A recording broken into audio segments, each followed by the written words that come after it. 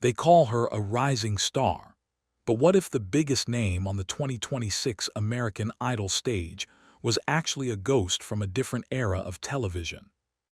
The narrative surrounding Keyla Richardson in early 2026 is one of a fresh, undiscovered talent emerging from the Florida sun. But those with a long memory for television history know that this story is far more complex than a simple, overnight success. When she stepped into the audition room this season, the judges saw a powerhouse mother of one. Yet the untold truth involves a history that dates back nearly 7 years to a completely different network. In 2019, Keyla wasn't just a hopeful. She was a finalist on Bet's Sunday Best, a competition that demands a level of vocal precision and emotional grit that few can survive. Why is this significant now? Because the industry usually doesn't give you a second bite at the apple. Once you've been a finalist on a major show, you are often labeled as processed or industry adjacent, making it incredibly difficult to sell the raw talent narrative that American Idol viewers crave. The 2026 comeback isn't just about singing, it's about a total rebranding.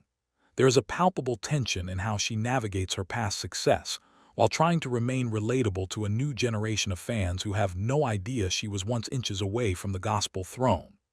This strategic silence about her previous life has led to a surge of online speculation, with critics wondering if her veteran status gives her an unspoken edge over the younger, less experienced contestants. As she climbed into the top 5 this May, the question isn't just whether she can win, but whether the audience will feel misled if they discover she was already a professional finalist while they were still in middle school. This duality is the engine driving her 2026 narrative, and the stakes for her reputation have never been higher as she attempts to bridge the gap between her sacred roots and the mainstream pop world. Between the cheers of 2019 and the standing ovations of 2026 lies a 7-year silence that almost saw one of the greatest voices of a generation quit for good. What happened after the cameras went dark on Sunday Best? For many artists, the period following a reality show is a danger zone, where the hype fades and the bills start piling up. Rumors have long circulated within the Pensacola community that Keyla faced immense pressure to abandon her musical dreams entirely to provide a stable life for her son, Drew. During those missing years, she transitioned into a role as a music teacher, a noble profession that often serves as a graveyard for personal ambition. The struggle of a single mother in the modern economy is a narrative many viewers relate to. But for Keyla, it was a literal battle for her creative soul. There were whispers of missed opportunities and record deals that never materialized, leading to a period of deep introspection and, according to some close to her, a brief stint where she stopped singing altogether. This isn't just a break, it was a total withdrawal. The bravery required to return to the national stage in 2026, knowing the potential for public failure, is what gives her current performances that desperate, all-or-nothing energy. When we see her on the Idol stage today, we aren't just seeing a performer, we are seeing someone who spent 2,500 days wondering if her window had slammed shut forever. This sacrifice is the hidden fuel behind her high-retention, sob story. But it's more than just television drama, it's a document of survival.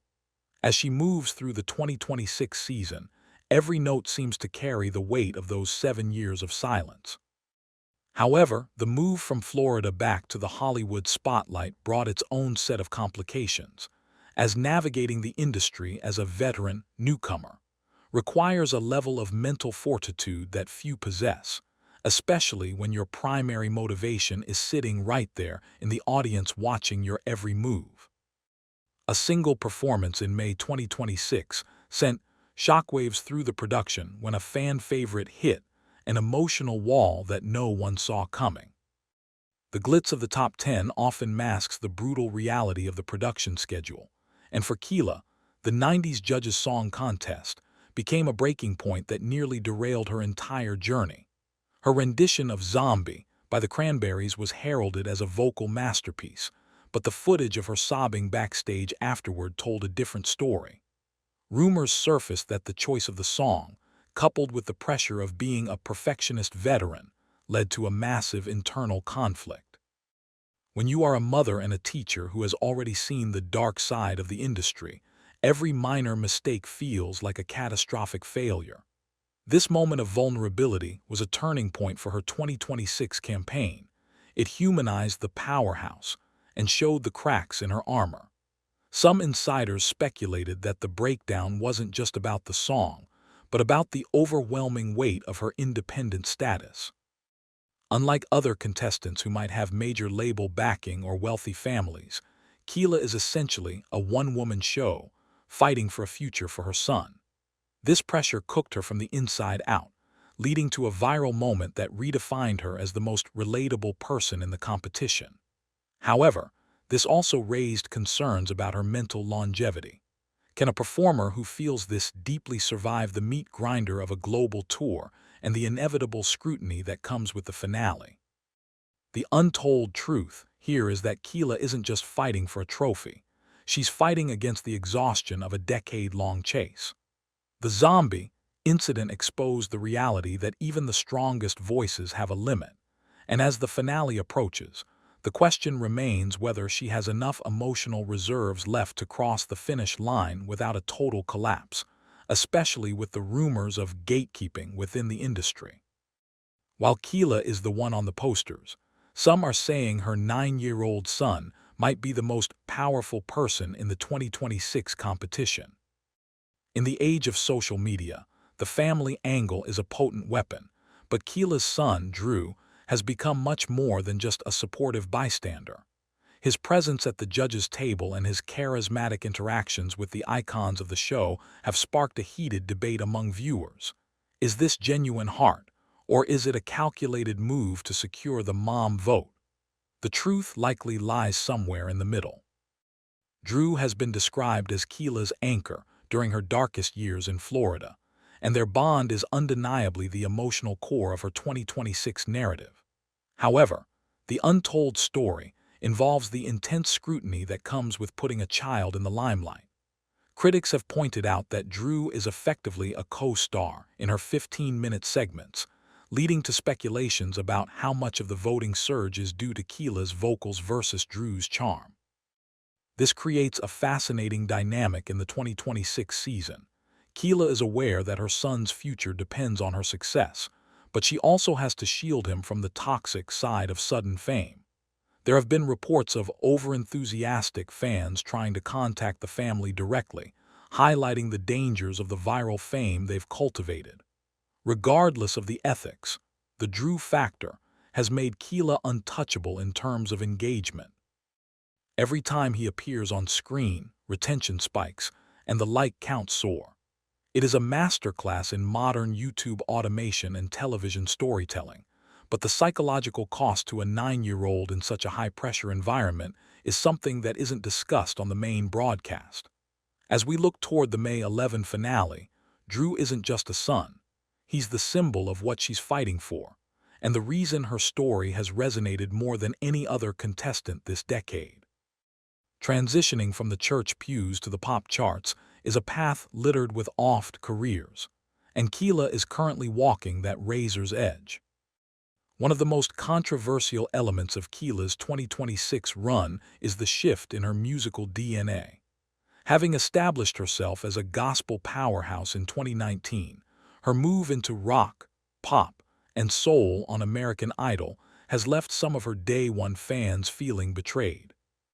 There are whispers in the gospel community that she is watering down her message to satisfy a secular audience, while pop critics wonder if her preacher-style delivery is too heavy-handed for modern radio.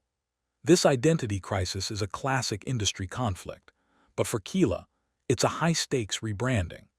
The untold truth is that the mainstream industry often puts gospel artists in a box that is nearly impossible to escape. By choosing songs like Zombie or Driver's License, Keyla is trying to prove she is a chameleon, capable of selling out arenas, not just church halls. But this transition has led to accusations of being inauthentic or searching for a hit. Behind the scenes, there are rumors that Keyla has struggled with this herself, wondering if she's losing her soul to win a competition.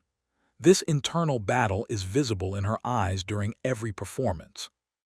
She is fighting to be seen as a vocalist, period, without the gospel qualifier that has limited her career in the past. This struggle is essential for high-retention content because it represents the universal human desire to be seen for more than just one thing. As the season concludes, her success will be the ultimate test of whether a religious artist can truly cross over in 2026 without losing the very essence that made them special in the first place, or if the industry will ultimately force her back into the box she worked so hard to escape. Win or lose, the word on the street is that Keyla Richardson's 2026 contract might already be signed in ink we haven't seen yet. As we approach the May 11 finale, the untold truth about Keyla Richardson might be that the competition is already over for her, regardless of the official vote count. In the modern era of television, finishing as the runner-up is often more lucrative than winning, as it allows for more creative freedom and fewer predatory clauses in the winner's contract. Speculation is rife that several major labels have already sent feelers to her management team in Pensacola, eager to capitalize on her 2026 momentum. There are even rumors of a potential supergroup or a high-profile residency in Las Vegas that would position her as the adult contemporary queen of the next decade. This raises a provocative question. Is the top 5 drama just a formality? If Keyla already has a path to stardom, her calm demeanor in recent episodes might be explained by the security of a shadow deal. However, this doesn't diminish the stakes for her fans. For those who have followed her since 2019, a win would be the ultimate vindication for 7 years of struggle and sacrifice. It would be the proof that second chances actually exist in an industry that usually discards talent the moment it hits 30. The 2026 season of American Idol has been defined by her presence, and as we look beyond the video, we have to consider what her legacy will be. Will she be remembered as the gospel girl who tried again? Or will she become the blueprint for every forgotten artist to reclaim their narrative? One thing is certain. The silence of the Florida years is over, and the untold truth is that Keyla Richardson is no longer a ghost. She is the most powerful voice of the year.